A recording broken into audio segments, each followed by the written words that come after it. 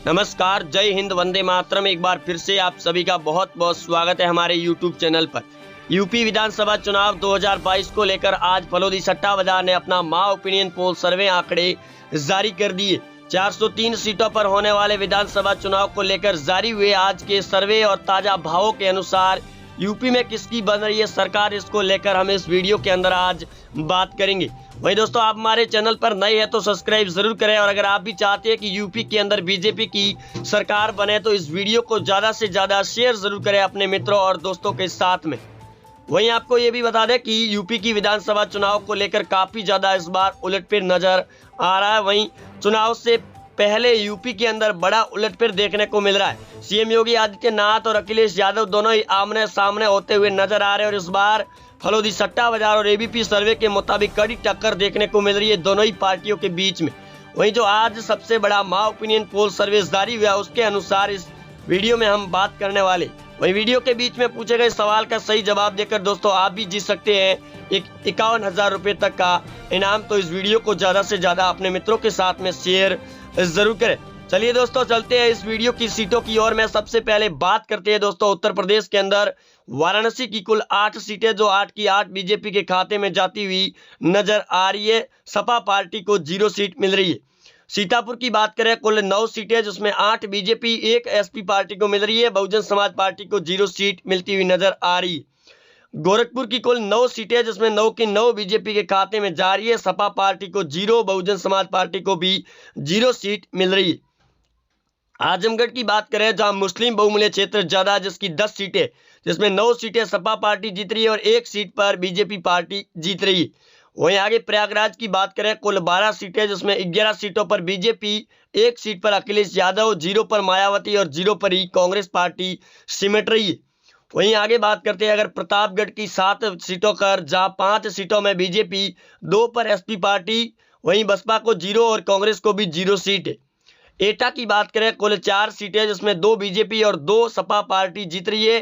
Congress party को 0 seat मिलती हुई नजर आ रही है। गोंडा की कुल 7 सीटों में 6 बीजेपी और 1 एसपी पार्टी जीत रही है। वहीं 0 सीट बहुजन समाज पार्टी के खाते में नजर आ रही है।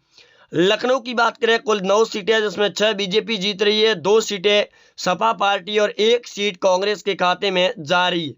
बाराबंकी की बात करें, कुल 6 सीटें, जिसमें 4 बीजेपी, 2 सपा पार्टी और बहुजन समाज पार्टी को 0 सीट है। औरैया की बात करें, कुल 3 सीटों में 3 की 3 सीटें बीजेपी के खाते में नजर आ रही है। वहीं आगे बात करते हैं जालौन की 3 सीटें, जो 3 की 3 बीजेपी के खाते में फिर से नजर आ रही है। वहीं बागपत की 3 सीटों में 1 बीजेपी, 1 सपा पार्टी और 1 बीएसपी पार्टी, कांग्रेस को 0 सीट मिल रही है। कानपुर नगर की बात करें, कुल 10 सीटों में 8 सीटों पर बीजेपी जीत रही है, 1 सीट पर सपा पार्टी और 1 पर बीएसपी पार्टी जीत रही है। आगे बलिया की बात करें, कुल 7 सीटों में 4 बीजेपी, 2 एसपी पार्टी और 1 सीट बहुजन समाज पार्टी के खाते में, कांग्रेस को 0 सीट मिल रही है। वहीं आगे बात करते हैं कुशीनगर की 7 सीटों में 5 बीजेपी, 1 एसपी और 1 बीएसपी के खाते में, कांग्रेस पार्टी को 0 सीट मिल रही है। रायबरेली की बात करें, कुल 6 सीटें, जिसमें 3 बीजेपी, 1 एसपी और 1 बीएसपी के खाते में, 1 सीट कांग्रेस को। जौनपुर की 9 सीटों में 5 बीजेपी, 3 एसपी और 1 बीएसपी के खाते में, कांग्रेस को फिर से 0 सीट है। बिजनौर की बात करें, कुल 8 सीटों में 5 बीजेपी, 1 एसपी पार्टी और 1 बहुजन समाज पार्टी, कांग्रेस को 0 सीट मिल रही है।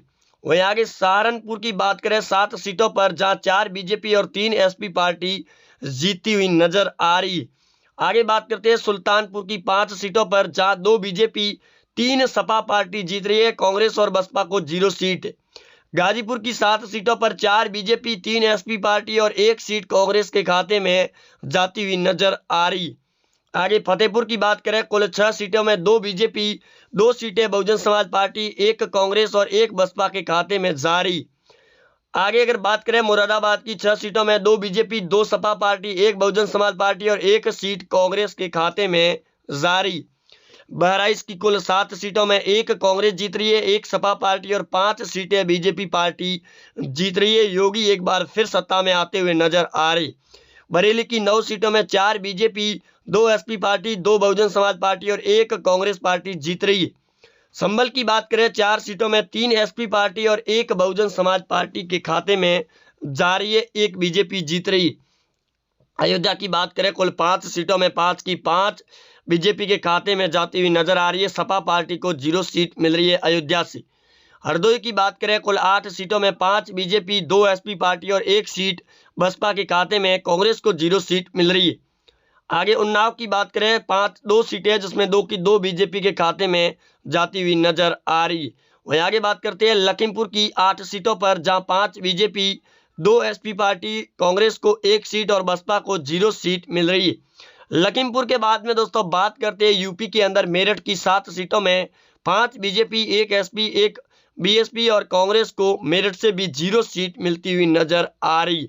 वहीं आगे बात करते हैं अम्बेडकर नगर की कुल 5 सीटें हैं, जिसमें 3 बीजेपी, 2 एसपी पार्टी, बीएसपी को 0 और कांग्रेस को भी 0 सीट मिल रही है। वहीं आगे बात करते हैं अमरोह की 4 सीटों पर, जहां 1 BJP, 1 SP party, 1 Bahujan Samaj party और 1 कांग्रेस के खाते में जारी। वहीं आगे बात करते हैं अमरोह के बाद में गाजियाबाद की 5 सीटों पर, 3 BJP, 0 seat SP party, 0 Basapa और 1 सीट कांग्रेस के खाते में। बदायूं की बात करें 6 सीटों पर, जिसमें 2 बीजेपी, 2 एसपी पार्टी, बीएसपी को 1 सीट, कांग्रेस को भी 1 सीट मिलती हुई नजर आ रही है। फिरोजाबाद की बात करें, कुल 5 सीटों में 1 बीजेपी, 2 एसपी पार्टी और बीएसपी को 2 सीटें मिल रही है, कांग्रेस को 0 सीट मिल रही है। आगे बात करते हैं आगरा की कुल 9 सीटों पर, जिसमें 5 बीजेपी, 3 एसपी, 1 बीएसपी और 2 सीटें कांग्रेस के खाते में नजर आ रही है।